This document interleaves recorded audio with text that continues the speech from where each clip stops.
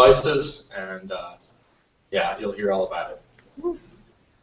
Hi, I'm Jeffrey Garcia. I'm the second speaker, and I'm CEO and co-founder of Basic Code, and we do iOS design and application development. Hi, I'm Eva. I'm the co-founder of Basic Code as well. I'm a designer and developer.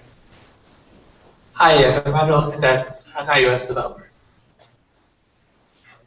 Hi, Richard. I'm interested in video security and home automation. Thanks. Oh, actually, let's do stand up so people can see. Hi, I'm Jesse. I'm with Tempo Automation.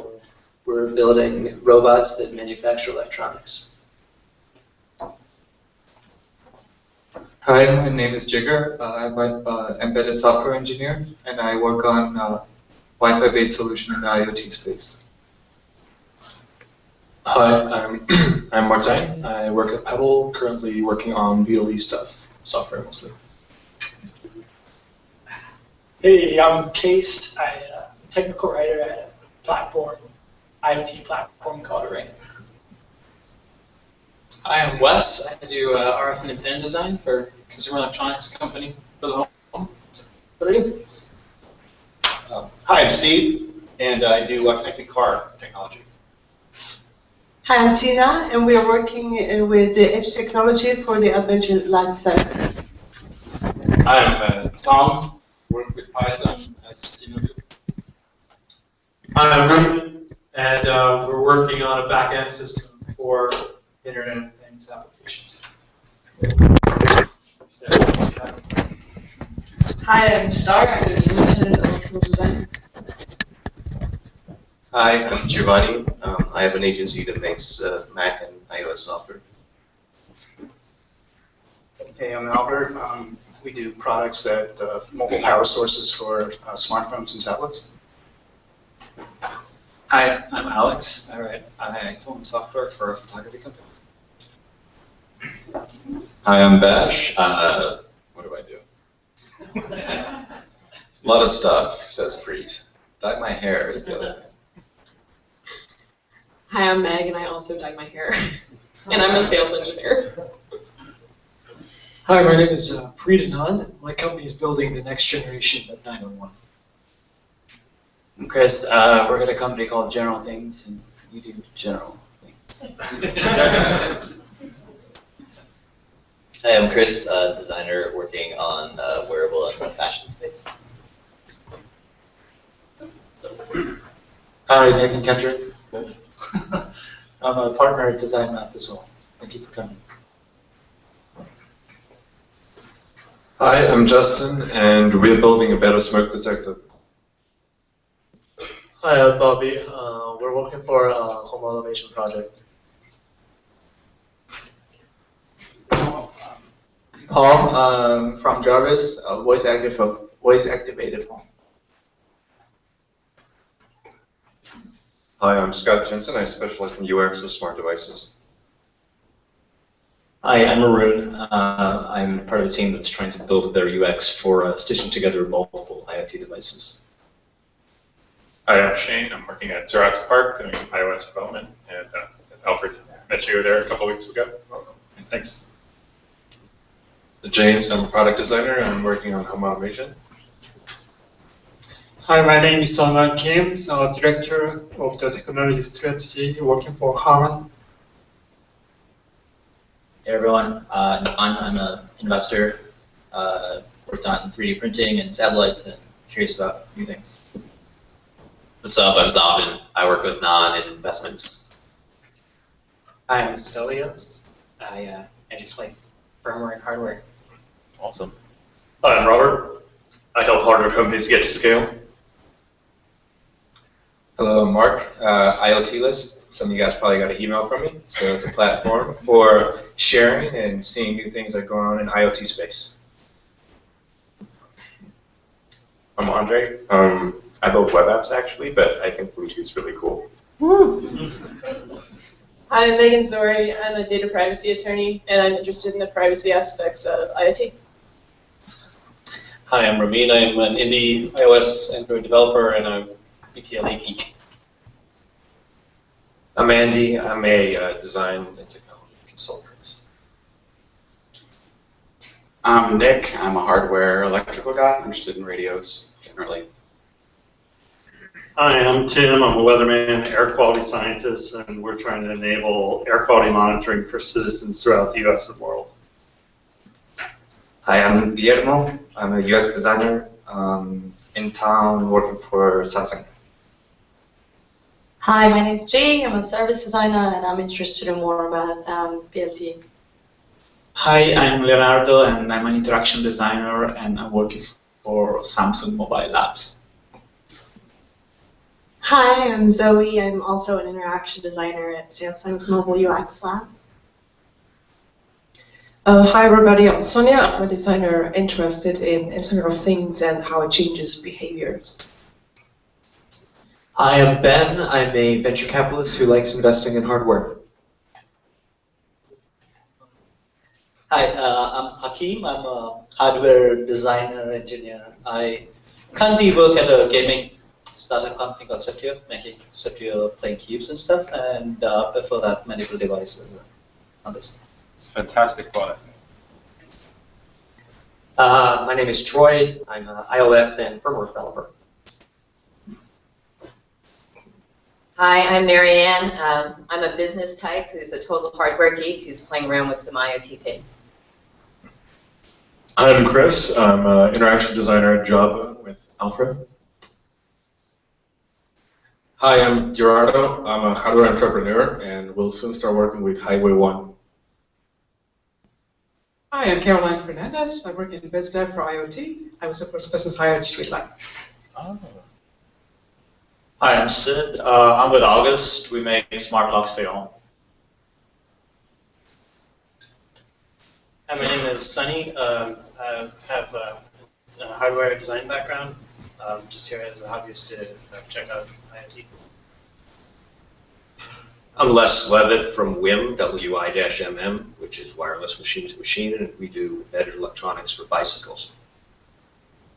Hi, my name is Pablo. I work with Les. We do cloud-enabled activity monitors for bikes. Nice. I'm Luke, building a new network for the Internet of Things, indoor and outdoor coverage for maybe $1 a year is what we're targeting in the moment. Howdy, I'm Jim. I'm at Streetlight, and we're building really big sensor networks to solve the parking problem. Hi, I'm Tom Milkovic. I'm 6'8". Really, I'm actually a UX strategist and designer. I'm actually designing one of the first 70 to 80% digital physical retail store. I'm Kenneth. I'm a front-end guy doing peer-to-peer video at Suite6 Research. I am Morten. I'm a product designer at Google, working on Android. Brad Brinson, I'm a product designer. I'm Manish. I'm an iOS developer. My name is Matt. I'm a strategist at a design and dev shop called Sequence. We work a lot in retail. My name is Henry. I graduated from RISD in May, and I moved here 2 days ago. It's been pretty good so far. Taylor. I work for a connected home company here in San Francisco. I'm Ray. I work with Punch-Through Design. I'm an electrical engineer. I am Chris. I also work at Punch-Through Design. I'm a software developer that works with a wide variety of BLE devices. I'm Matt. I work at Punch-Through Design as a hardware and firmware engineer. Good evening. My name is Tejash. I work in product management at a wearables company. Hi, my name is Duppy. I doubly firmware and whatever web I'm forced to do, and I'll connect anything to the internet for a fee, including dice. Hi, Nino Marino. Yes, that's my real name. Product manager guy working on some connected home stuff. I am Chuck Moore. I am also a partner here at Design Map. This is probably the most diverse group that we have ever had, so I'm very excited. So my mom recently switched to an iPhone, and just to bring her on board, I mentioned just over a call that she has Bluetooth. and the rest of the conversation just didn't go anywhere. She just thinks there's something wrong. She says it's the dentist or something. So the next two speakers are going to do a much better job than me telling you about Bluetooth. So we are very, very excited to have two speakers this time. We have Colin Kavinger, who is the founder of Punch Through Design, and we also have Jeppy Paziale, if I pronounce it correctly, the CEO and founder of Invasive Code. So we have Colin come first. All right. Thanks. Thank you. You got the Italian name right, but not my name.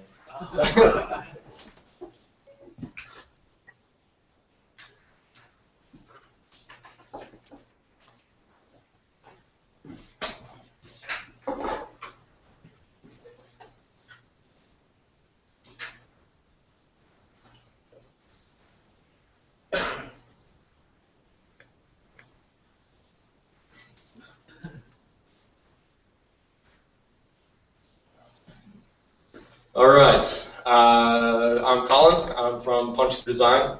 We do a lot of connected devices, Bluetooth, Wi-Fi, plug-in. We've been doing this for about 4 years now, so we've seen a lot of the kind of evolution and what's changed and what's new with BLE. Yeah, so let's get on with this. I want to keep it pretty informal, so if you have a question, just raise your hand. You don't have to wait till the end. Okay, the question you've all been wondering, what the fuck is BLE? Hopefully I can swear. So it's known by many names. Bluetooth Smart, BLE, Bluetooth 4, those are all the same thing. So it's technically built on top of Bluetooth 2, 2.1, but it's actually quite a bit different. So it's actually kind of nothing like Bluetooth 2.1. And kind of the simplest idea is that this is good for low energy and low throughput devices. So it's battery powered sensors. They're not streaming video, they're not streaming audio. It's just really low, just like sensor values and stuff like that. You know, on the order of kilobytes or even less than that bytes. Yeah, it really shines in these battery powered scenarios. You can have a sensor operating for years on a coin cell. That's one of the biggest advantages. So you've probably seen that advertised, and it's actually true. Yeah, and the use cases are just totally different. So 2.1, it's stuff that streaming audio, Bluetooth headsets, and this BLE is nothing really like that. So back in the old days, you had to go through this terrible hell called Made for iPhone, Made for iPod. If any of you have done it, yeah, you'll be smiling right now. It was pretty terrible. It's not the end of the world. We did it maybe 10 times, and it's definitely no fun. It takes a lot of time, and Apple would basically approve your actual hardware. So they'd want to get prototypes and then production samples, and if something didn't work, you may not get those prototypes back. So it was just really slow. So amazingly, Bluetooth 4 came out, and they decided that they're not going to do this MFI thing anymore. They're just going to approve the app. So your hardware you can just do completely separately, and they'll kind of think about it when they approve your app, but you don't have to go through this MFI hell. If anyone's here from Apple, sorry about that. Yeah, and the actual frequency stuff, it's in the 2.4 gigahertz range. It's like Wi-Fi, same band as Wi-Fi, smaller bandwidth. It coexists with Wi-Fi pretty well. So like our office has a couple public Wi-Fi antennas on the roof, and we pretty much have every channel covered, and we're still able to develop for BLE in our office. So it's good news. All right, so I want to get right into a demo. This is a product that we worked on. It's called Backtrack. It's a mobile breathalyzer. So as soon as I got here, I drank a couple beers as quick as I could. We're going to see how drunk I am. Probably not very drunk, but let's see. So it pairs with your iPhone. Android is on the way. Let's see, I should be able to mirror my iPod. If that works. There we go. And use backtrack. Okay. Yeah, so one of the coolest things, so this thing's on, the coolest thing about BLE is that you don't have to go out to the settings, you don't have to pair in the settings, it's all within the app. So it's really quick compared, in that process, it's just a really streamlined UX. Like, you're not forcing users to do this weird pairing thing, they don't have to look up a key code or pin, you're just paired, so I'm already paired. Now if I say take a reading, it's just calibrating the sensor that's in here. So burning off any residual alcohol that was in there from the last test, which was around noon, so hopefully none. And upload.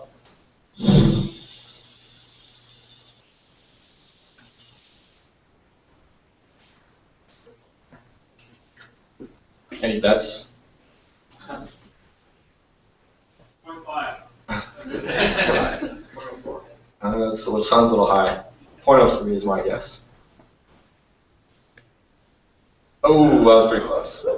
And then, yeah, not very drunk. That was 2 beers, so that's kind of scary. I could have like 4 beers and still drive supposedly well, but I'm not going to do that.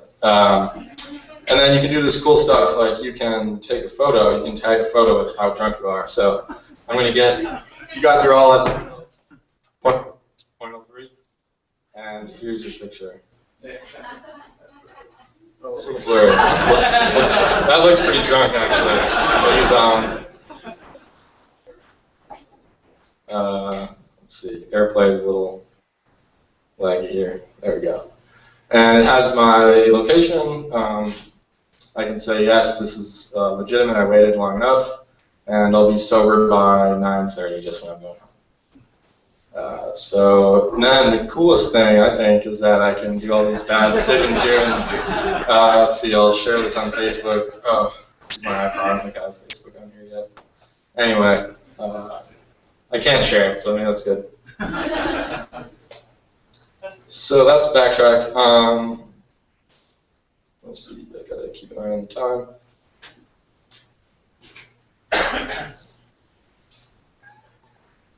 Okay.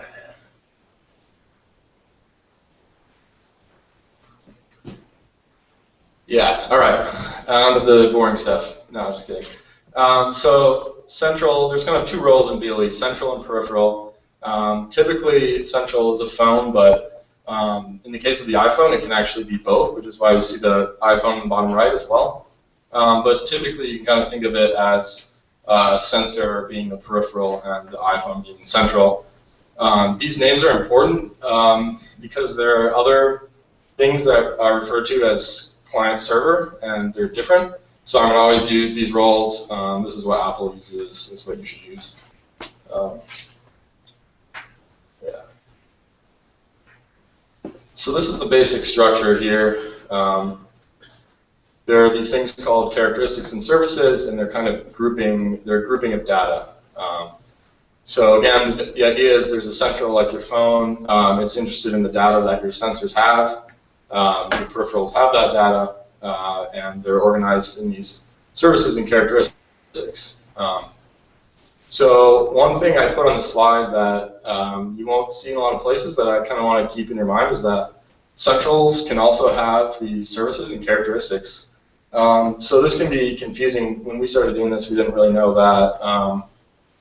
It seems a little bit backwards, but there's actually cases like with Apple has included this new thing in iOS 7. It's a notification center service. So it actually shares the notifications that your phone gets, and all your BLE devices can read that. So the Pebbles and the Basis guys will enjoy that.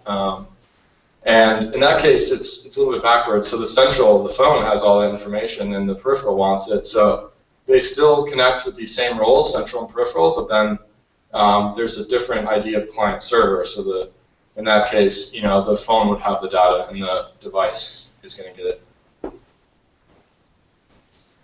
Then there's these words that are really confusing. At and GAT and GAP are the 3 ones. So ATT is basically defines these attributes. So those are services, characteristics. It's kind of this building block. And then GATT, G-A-T-T, is kind of defines these groupings of them. So the characteristics and the services, those are defined by GATT. So when you see those terms, you'll know what that means. Yeah, and there's, you can kind of read the Bluetooth spec for that stuff, but it's a little confusing, as you might expect. So when I was saying before, the client-server stuff, your question?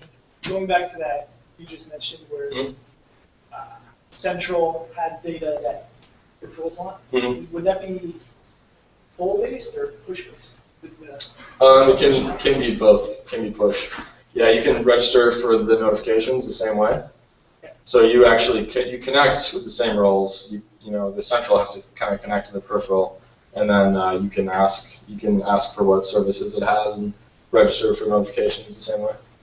So that kind of stumped us for a little while. Good question.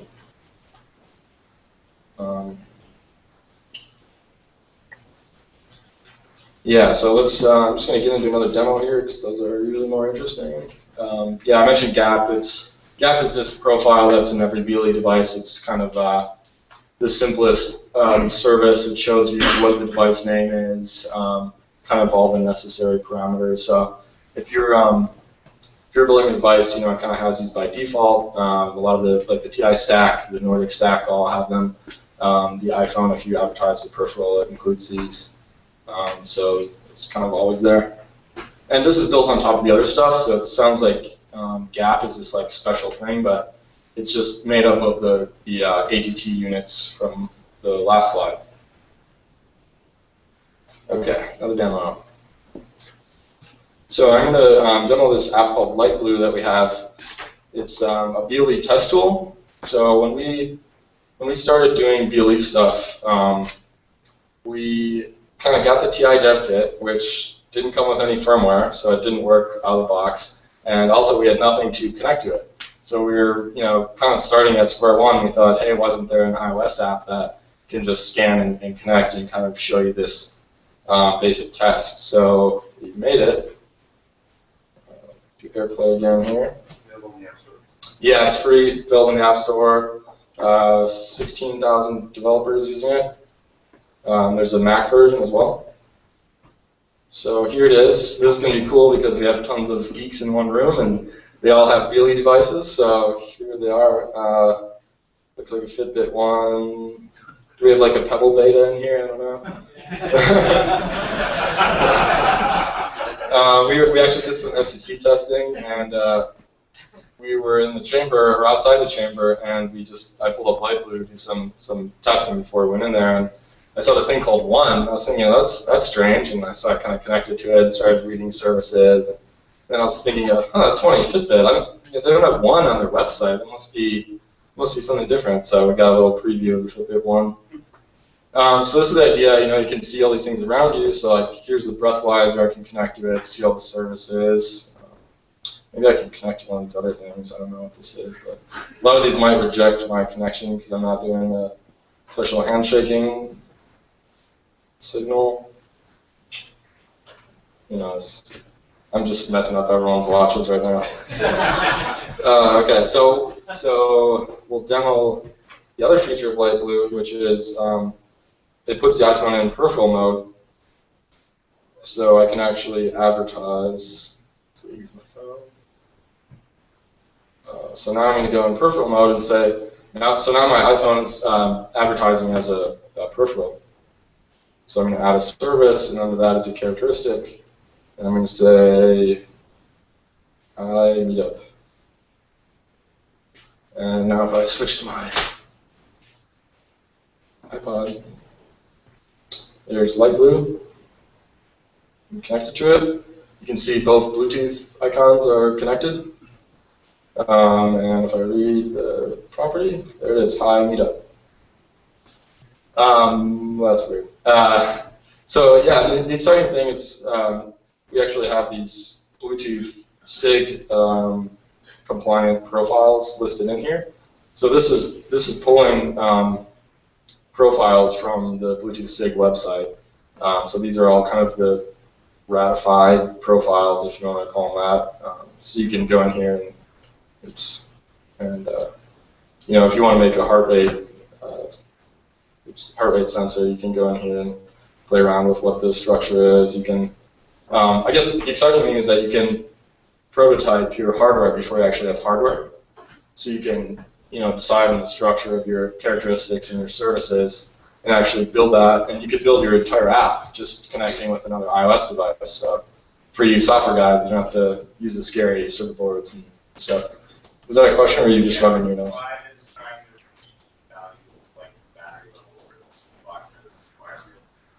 Require real pairing. I think, you know, the iPhone has some stuff built into it. You'll see the same with the Apple Notification Center service. So some of that stuff, you know, it seems like Apple wants to prevent the scenario where anyone can read all your Facebook notifications and all your text messages and stuff like that. So that seems to be the answer to that. But come find me after and we'll talk about it. Yeah, I guess, you know, there's logging, so you can see everything that came through here, and it's just really handy prototyping tool. So I'll go on to the next thing here.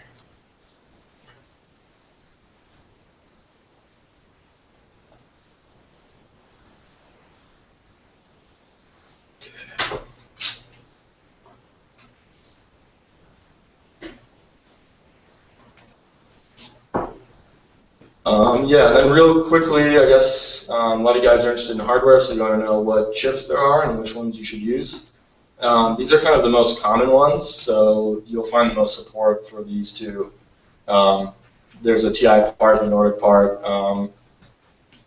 They're pretty similar. The TI part uses an 8-bit CPU, so it's a little bit slower if you're doing tons of computations, and the Nordic one is 32-bit, so it's an ARM part, a little bit nicer, slightly better on the power, but the TI part's definitely tends to be a little bit cheaper. So that would take you like a month to figure out. I'm just going to tell all you guys that right now.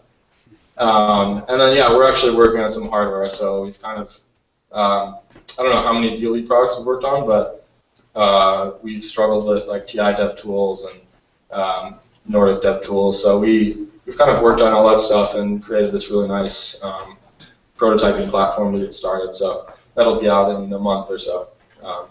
If you just follow us on Twitter or something, you'll see that.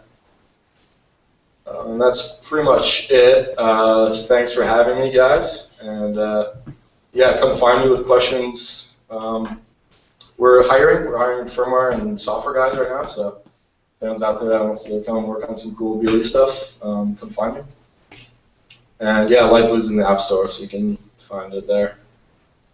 I think that's it. Should I do questions? Yeah, we're going to do Q&A afterwards at the end. So we're going to have Jeppy to talk to us about iOS and BLE, and also iBeacon. Thank you, Bob.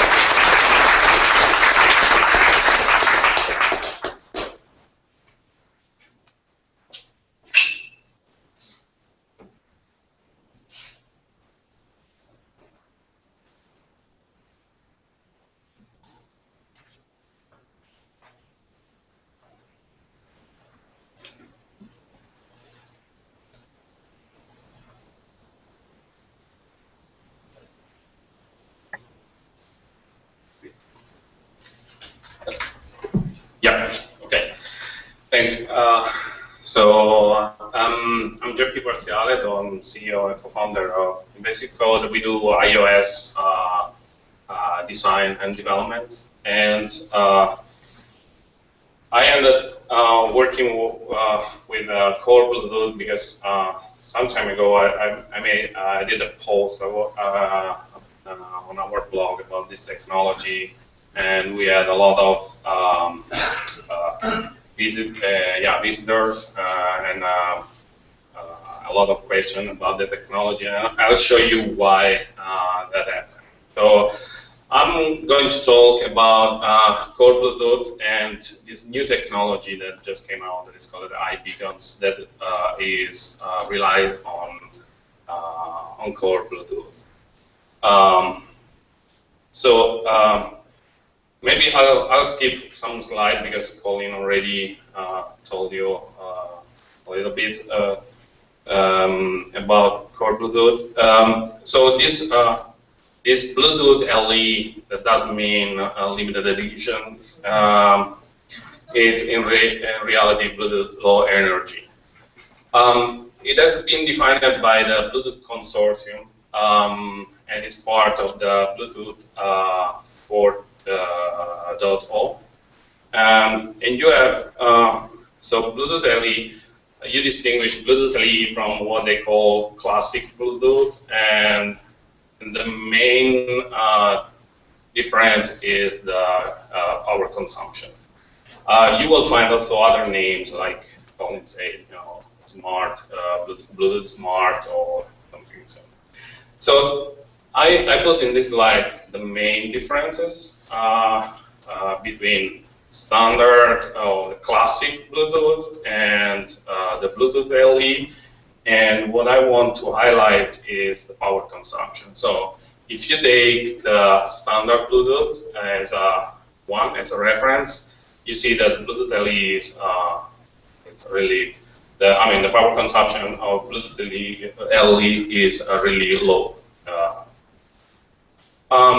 So Bluetooth 4 was defined, I think, in 2000, between 2010 and 2011.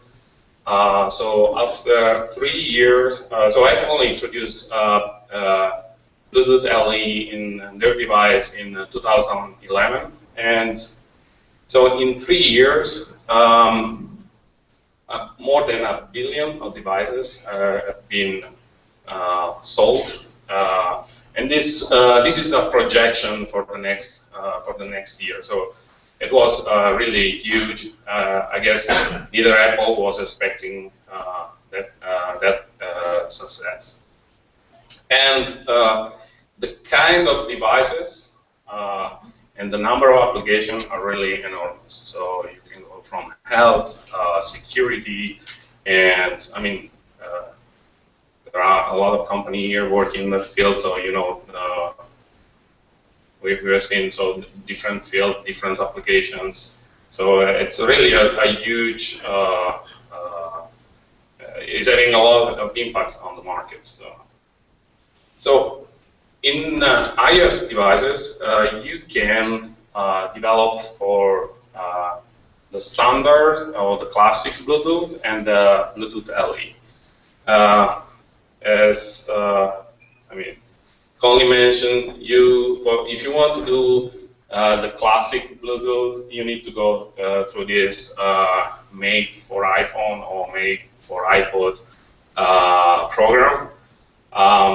You need to be a registered company. You cannot be a freelancer or a simple developer. And you need to sign an NDA with Apple. So it's a very long process. But in 2011, when they introduced iOS 5, they introduced this core Bluetooth in the developer program. So if you want to develop for core Bluetooth, you need simply to register as a developer, and you have access to Bluetooth LE. So regarding the documentation available, so and that is where we had a little bit, a lot of visit. So core Bluetooth, that is this framework that provide this Bluetooth LE functionality, was not really documented. So and at the end of this year, I wrote a post that is here, and I got a lot of visits, and it was, wow, what's going on? And then I found out, there was quite nothing in the internet.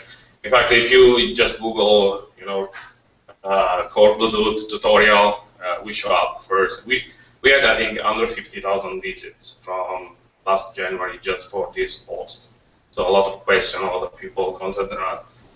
But this year, finally, Apple came out with the documentation. It's very nice documentation, so you can go now and download the Core Bluetooth programming guide. It's part of the iOS 7. So how does this Core Bluetooth work? So you have this concept of peripheral and central. Essentially, the peripheral is the device that has the data. The central is the device that wants to consume data. The data are organized in these services. So imagine heartbeat monitor. So that device generates heartbeat rate, and the characteristics are the value of that service. So you can have different services. For example, imagine a GPS. The service can be the location, and the characteristics can be two: one for latitude and one for longitude, for example. So the peripheral generate this data, and central consume this data. Now, the thing is that each device can be both, can be central and peripheral at the same time. So depending on if it's consuming data or serving data, it can be, it can have the same both functionality. So this Core Bluetooth was introduced in 2011 in iOS 5. At that time, you could only have an iOS device being central. Then in 2012, they introduced the possibility to make an iOS device both peripheral and central, and that was huge. And then finally, well, in iOS 7, they just added some small refinements on the framework. So I'll go really fast on that because it's more techy stuff. So you have this central, this peripheral represented by this class in iOS, and I'll just keep that. If you need more information about that, that post that I show you explain all these things. And if you have other questions, just contact me and I'll be happy to answer. In iOS 7, Apple introduced a new, did some refinement to Core Bluetooth, and I just want to mention this one. They improved the long-term actions. This is actually a new feature that increases user experience. So when you use an iPhone app and then you press the home button, you send that application doesn't quit. It goes in background. Okay, so then for example that app connects to a Bluetooth LE device, and then you go on vacation. Okay, and then after a while you go home and you want to reconnect to the device, but the system maybe remove the app from the background. So you need to reopen the app by yourself and launch again the app, reconnect to the device. Now in iOS 7, what they do, they store the status of the app, so you can reuse the app after quite a long time. So even if the system completely kills the application, they can recover the status. So imagine you use all these devices like to open the door of your home. So even if you go back home after 2 months, the application still works in the same way. You don't need to reopen the app and so on. They also introduced this heat over gut. It's a funny name, and that's it. So they now give the possibility to push profiles to iOS devices, and manufacturer of input device. So HID means human interface devices. So if you are building like keyboard, joystick, or game control, you can now use Bluetooth LE to connect to your iOS device. And also now iOS devices can be service. Yeah.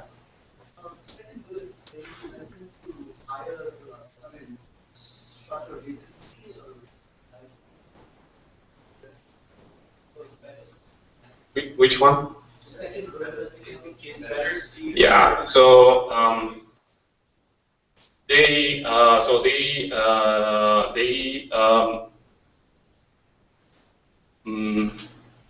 they changed the way, so they can control now the throughput dynamically. So they changed the way how the data are packet and transmitted. So they can, instead of sending every time some header information and the data, they are able now to pack the data with only one header, so they save some bytes, so they can increase the throughput of the transmission.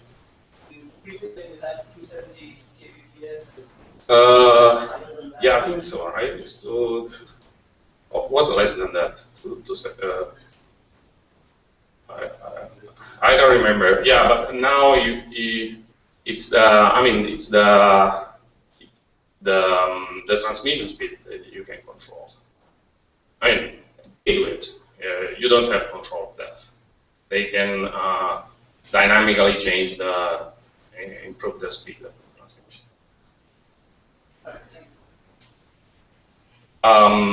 So now you can also, serve generic attributes. So, for example, iOS device can post battery information or can post current time, and then they introduce this Apple notification. So it's a new way. So it's a proprietary protocol to push information to devices like watch or things like that. Because until now, people had to hack around to be able to communicate, to get information from an iOS device to a watch, for example. So, in this core Bluetooth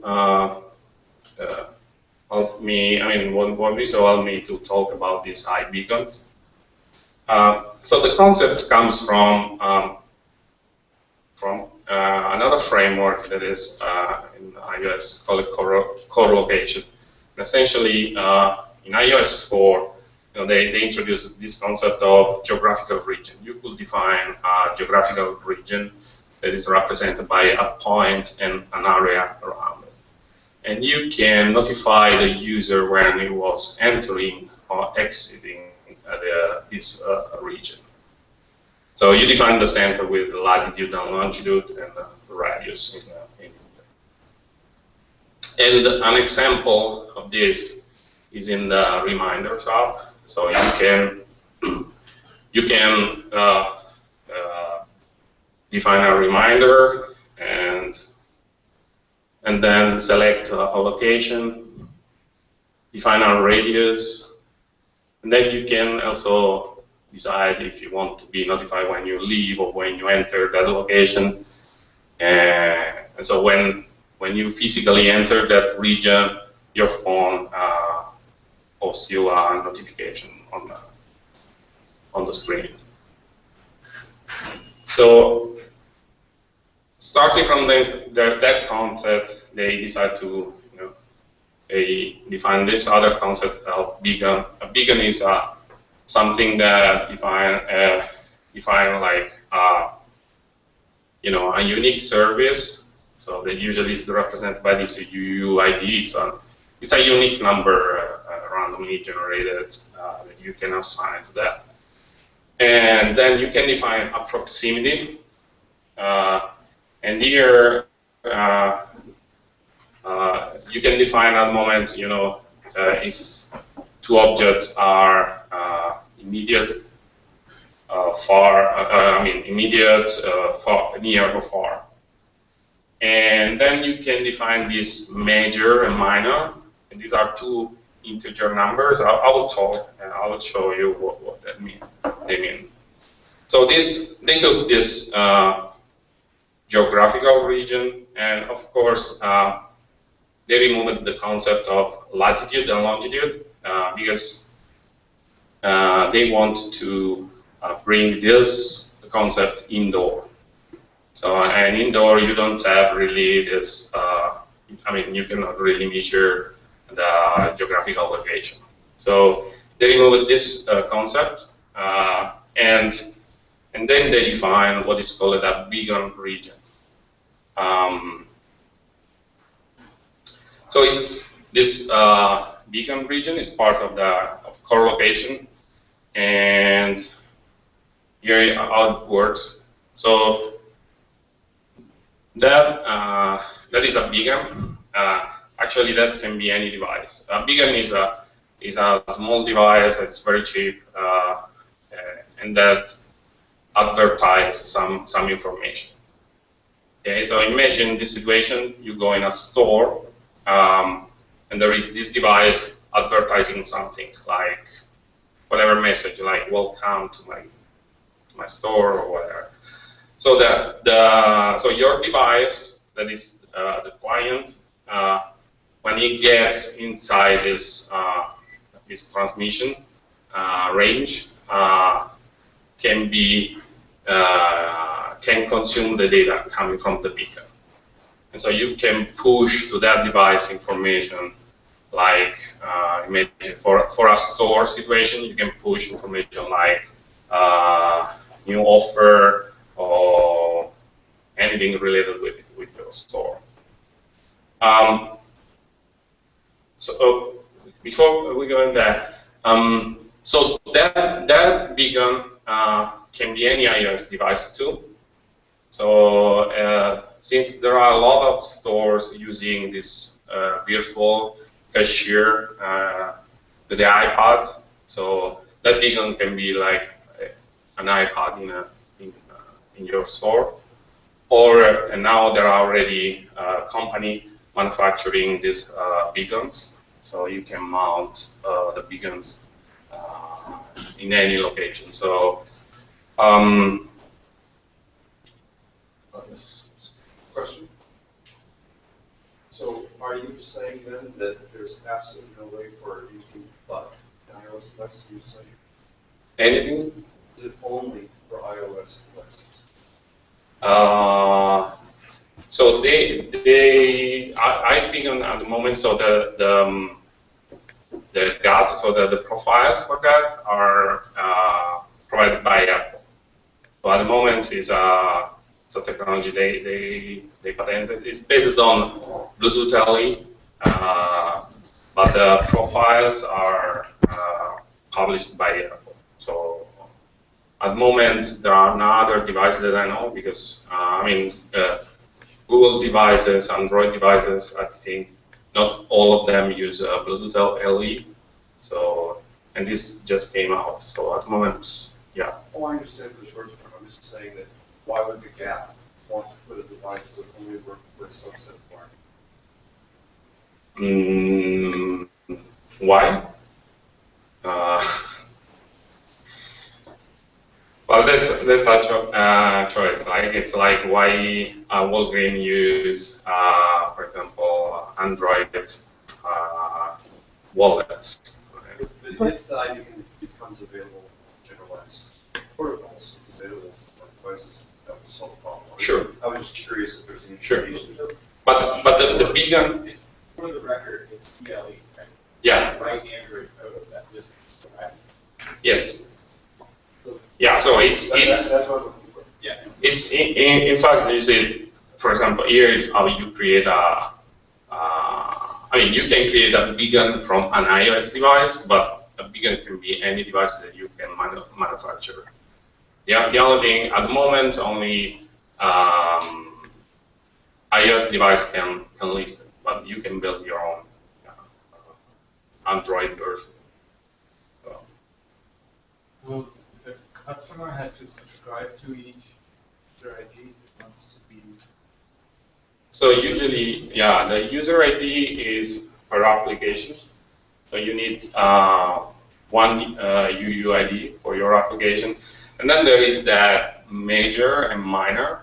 So for example, if you have like a chain of stores, you can assign a major an identifier to each store, and then the minor can be used, for example, to represent a specific offer that you have in that specific store. Okay, And so then the customer would subscribe to a meter, so that way he'll receive the. well, the customer needs to have your application that can listen to that UUID. Because, for example, imagine in a mall, you can have different store, different chain. So the customer should have an app for that store, for that site that is able to listen to that UUID. So, this is how you create region, beacon region in an iOS device. So you create this object, and then you pass it to core Bluetooth. That will work as a, well, you pass it to this peripheral manager so that your device will work as a peripheral, and you start to advertise whatever your store, the offer, and so on. So now, maybe you think, so what about this technology, right?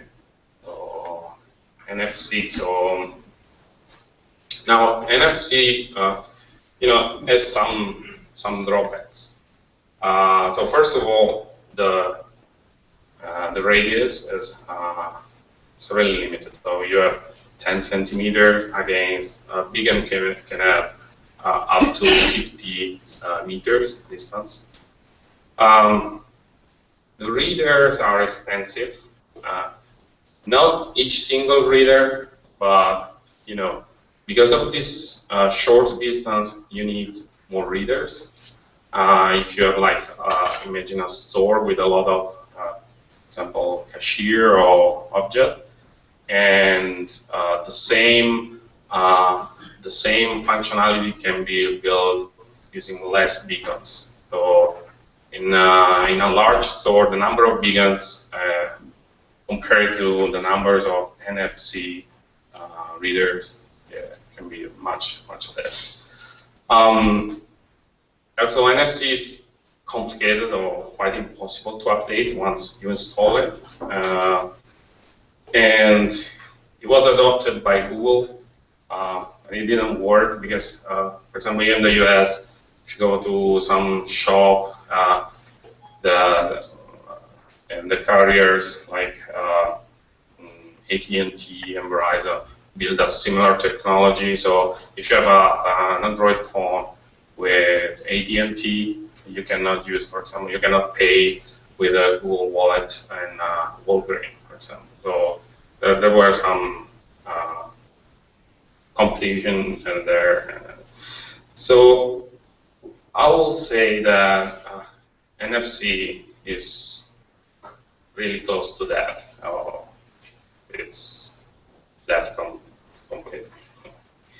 So what are the advantages of iBeacon? So first of all, you can build beacons. They can have any form factor, and they can be placed anywhere.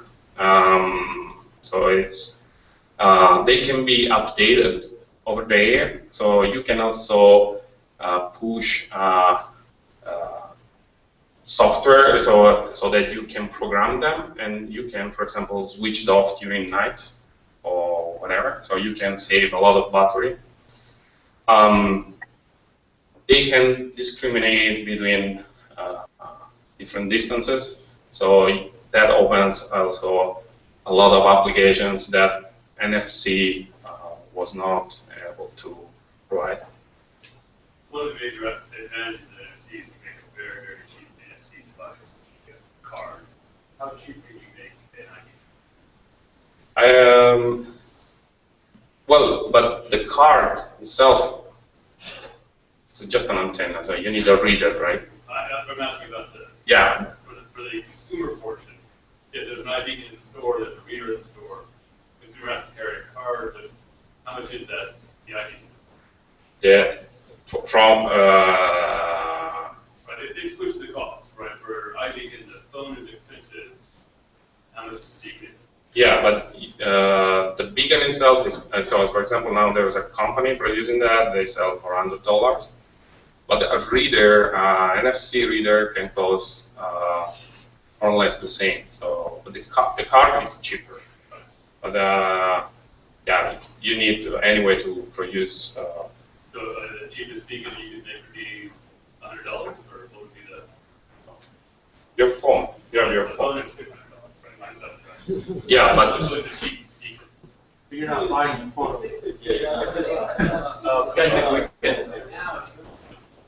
The conversation at the end when we have okay. session. The other advantage of the beacons, if you, for example, place it in a grid, you can really track, for example, the position of the user. So it's a, you know, you can, it's instead of the locals and the wide range of each beacon. So you can build this grid. So you can, for example, track the position of a person in an indoor. So it's a Can we maybe leave it to the Q&A at the end? so it's a good next step for indoor mapping, for example. And of course, you can combine.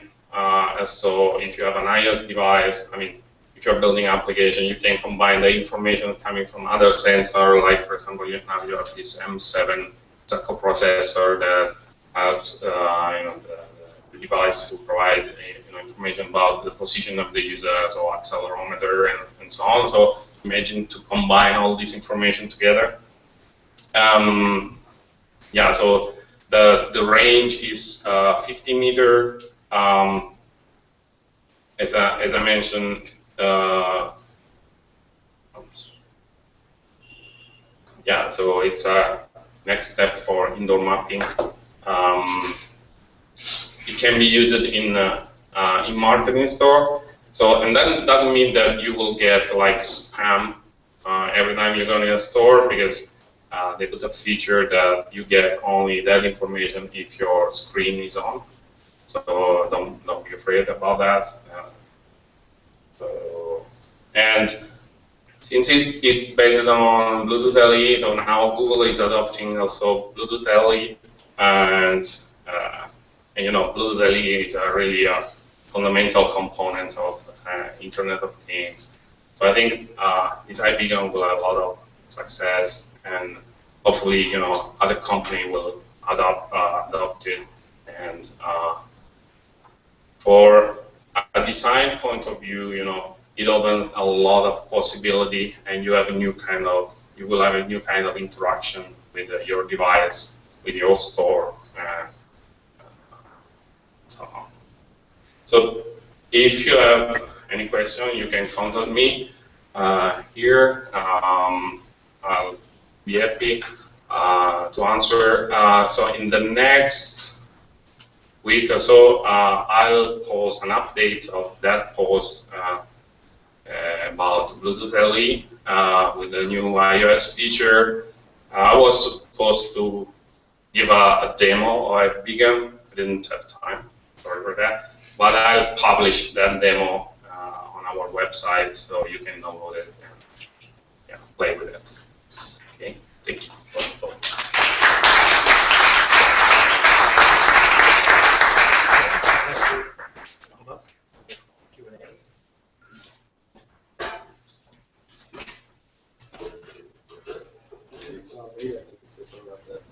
Who was asking about the beacon cost, iBeacon cost? The hardware, you're going to find things from like $4 to $10. It's kind of the cheapest iBeacon device. So we want to open the floor for Q&A. If you have a question, just raise your They said that they couldn't figure it out, but TI chip is cheaper.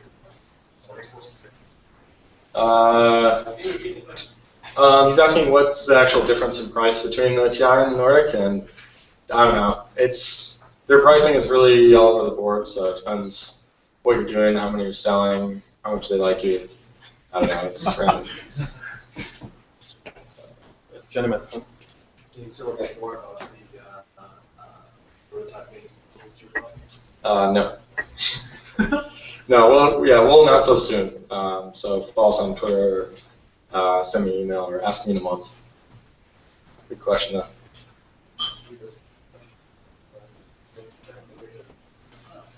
So you mentioned the thing where you can set the range of how far the antennas here are and stuff. So does that use signal strength? Yes. And how good is that reliability? I mean, you can only define that range, and they will do the work for you. So they will try to find for example, if you define an immediate range, they will look for the closest beacon. So, but I was just wondering if you had some tools based on some devices. I mean, I have experience, but just with one beacon, so I don't know what happened when you have like 100 beacons around you. It's that. Maybe later, I could show you you can connect a device and watch the RSSI as you walk away from it. But yeah, I mean, yeah, it'll be, if I have the breathalyzer, if breathalyzer's here and I put my phone behind me, it's going to be way different. So it's not going to give you like a foot by foot distance. There's lots of different types. Are you talking about the Bluetooth LE or iBeacons?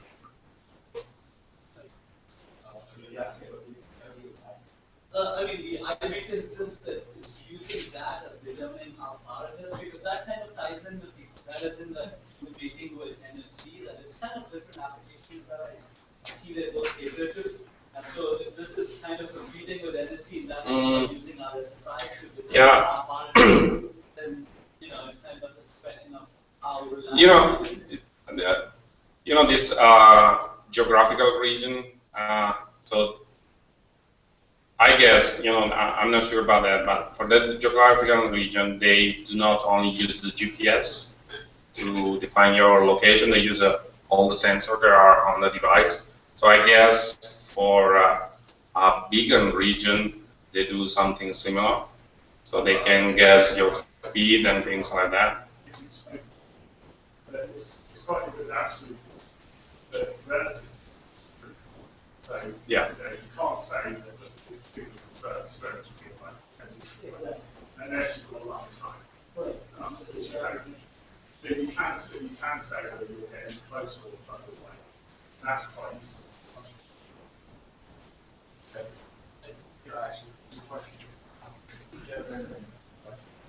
Yes, so my question was more like, what does this mean? Can you actually do like distance information, BLE, or is it just like a day trip, like far away? Do you actually do like foot by foot measurements or No. Okay, No. So what you really want is that's quite yeah, but I was just thinking if that was part of the idea. I think the reason Apple chose those 3 regions, like immediate, near, far, is because that's as accurate as you can get. Yeah. I'm still a bit confused as to where BLE stops and iBeacon starts. iBeacons are based on BLE, so you're kind of talking about the same. You're talking about an application of BLE. There does seem to be though the amount of guy work done in the iOS stack. Yeah, I think Is these thing awesome? Yeah, no, I think Apple thought like, hey, we want to do this iBeacon thing, and where does it fit in? Oh, core location. So that's what I think. So as a follow-up to your question, right? I think is iBeacon really an Apple implementation of proximity-based estimations? And therefore, there's nothing really special about the device. It's more on the iOS side that they've had. Right. Yeah. I mean, there's a proximity profile. It's really a Bluetooth SIG thing. So it's that plus a little bit of extra stuff and some iOS implementation. Yeah. In terms of standards, like so you mentioned NFCs there, what's going to stop that happening to Bluetooth? And obviously more people are getting on Bluetooth now, which is great. What about Z-Wave and Zigbee? Do you want to talk about that? They're not in any iPhones. So do you think That's what kills things. Yeah, I think, I don't know. I mean, Apple kind of decides a lot of things in this space, and they've really, picked BLE. So until, Android, well, I don't even know. Android could pick something, but Apple doesn't necessarily care. But Android devices also have BLE, right? Yeah, right. Yeah, but I'm thinking that really there was this indecision between BLE and other protocols, and Apple just decided on BLE, and I think they're going to lead the market on it. I was a bit curious about when you talk about small subscribers, in other senses, you mean standard say is it us from Garmin, Polar, etc. What do you see in 2008 isotope as direct? You see who is direct competitors? Yeah, they are. It's not on the phone. It's pretty simple. I mean, if you can do ANT devices, but someone's going to have to plug in a dongle to their phone, and that's added cost. That's 2x the BOM almost. So, yeah, until ANT's in the phone. So I just want to understand a little bit more in terms of, you mentioned there's obviously a lot of room for simple data transfer for example, so messages like welcome to my store or something that you store string, but what if you want the message to be either encrypted or if you want richer messages that don't fit each other? But yeah, you can send bigger things. It's you can encrypt the data. They use AES 128. Yeah, AES 128. Yeah, you can encrypt that information. Are developers doing anything with something like a backend lookup, when you pull a beacon ID and then go look up against the database, and it gives you videos and stuff that wouldn't be transferred directly? Yeah, there are some. Well, for iBeacon, there's still nothing, but for Bluetooth LE, yeah, there are already some applications that use that. Actually, if I may add, there was a YC company that just recently launched called Estimote that's basically trying to do the exact same thing. Yeah. Is there anything in the iBeacon stuff that prevents one from spoofing another ID? We can explain. So you can, if there's not, then you can't really use it for identification. Well, but there is this, UUID that is unique. Well, yeah, I can create a copy of the UUID for each of those. You can, I don't know exactly with iBeacon, but you could put something on top of it where there's some authentication, or you'll have this protocol, you can do something on top of it, but good question, would be fun to find out. Excuse me, more questions. I want to understand this trace of what's the going to these modules, not from module, versus going to using DSRs or Oryx or module? What's a nice point? Yeah, that's a really good question. Another one that I probably can't quite answer exactly. The pricing can be all over the place. So you can come talk to me, tell me what you're working on. We can figure it out. I'm wondering if low energy devices want to write to each other so that Yeah, I mean, anytime they communicate, they're using some battery, but is that what you meant, or? in order to find each other and radio on. Oh, I think with iBeacon, they're advertising, they're just broadcasting. So one device is kind of passive, it's picking up these packets. Then you can connect and transfer some more data, but yeah, you can be passively just listening. Just a concept. Estimable is claim that the beacon can run on one day.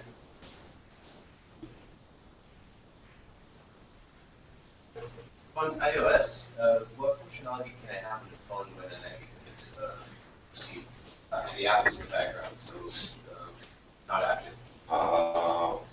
When you can. So the beacon can wake you up, so it can wake you up and restore the state. So you just said that when the screen is off, there's no way for the beacon to wake it up. No, I say that when the screen is off, the advertised data are discarded. You don't get it. Ads data? Ad data? Is there a way to Yeah. classify data to be ads? No, any data. So advertisement means that there is a device that is advertising data, so that is sending data out. So if the screen is off, the iOS device will simply discard it. And there is a way to change that in the SDK. But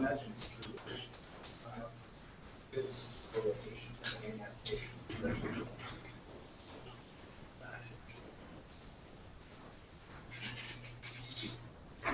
So say a smoke detector goes off, then you'll be able to wake it up.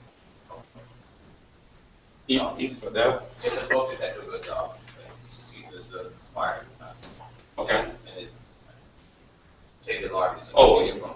you get well, in the case you can tweak the there is a property that in that case I will keep that I will change that property so that you get the notification even if the device is on, but that is that property so that you get data only if the screen is on. I think it was meant because they don't want stores to just push and spam your phone. But there will be application where you want that feature on.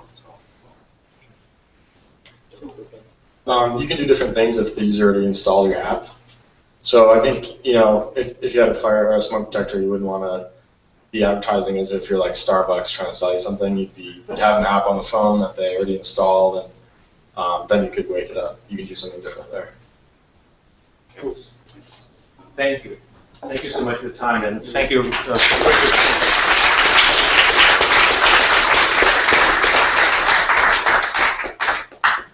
I think Lewis has one quick announcement to make. Hey guys, I'm the director of TEDx San Francisco, and we're going to be running an event on November 8th, which is on Internet of Things. We're going to need some volunteers. Unfortunately, it's a invitation-only event because it's a small venue. But we do need some volunteers to help us with the event who will be able to attend and listen to the talks. So if you're interested, please come see me afterwards and we can talk. Thanks. Well, thank you for coming. And before you leave, please look under your chair and left and right. There's an empty vessel or paper plates. Please pick it up and help us keep our venue clean. Thank you so much.